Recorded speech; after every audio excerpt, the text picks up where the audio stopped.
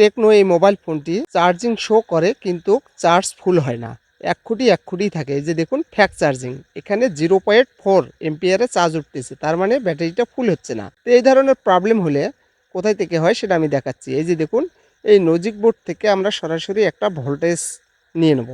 এই যে আমি দেখাচ্ছি আপনাদেরকে, এখানে এখানে যে পজিটিভ লাইনটা আছে চার্জিংয়ের, সেখান থেকে কানেক্টর দিয়ে ডিসপ্লের রিবন দিয়ে মাদারবোর্ডেতে চলে যায়। যখন রিবনের প্রবলেম হয় তখন এই ফ্যাক চার্জিংগুলো হয়ে থাকে, চার্জিং শো করে কিন্তু ফুল হয় না। এই যে দেখুন, আমি এখান থেকে একটা তার লাগিয়ে নিলাম, এরপরে আমি সোজা মাদারবোর্ডের মধ্যে লাগিয়ে দেবো। এই যে আমি দেখাচ্ছি আপনাদেরকে, এই রিবনটা খুলে নেব। এই যে ডিসপ্লে রিবনটা, এর পাশে যে পজিটিভ লাইনটা আছে এখানে আমি লাগিয়ে দেবো।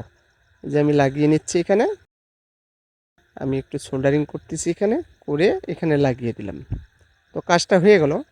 এরপরে আবার আমি রিবনটা লাগিয়ে দেবো, দিয়ে এবার আমি আবারও আপনাদেরকে এম্পিয়ারটা চেক করে দেখাচ্ছি যে কাজটা হলো কি না। এই যে চার্জারটা লাগিয়ে নিলাম, এরপরে আবারও আমরা ফাস্ট চার্জিং দেখতেছি। এখানে এই যে দেখুন 1.7 এম্পিয়ারে চার্জ উঠতেছে, অর্থাৎ 1.67 এম্পিয়ারে চার্জ উঠতেছে। এই যে দেখুন কাজটা হয়ে গেছে।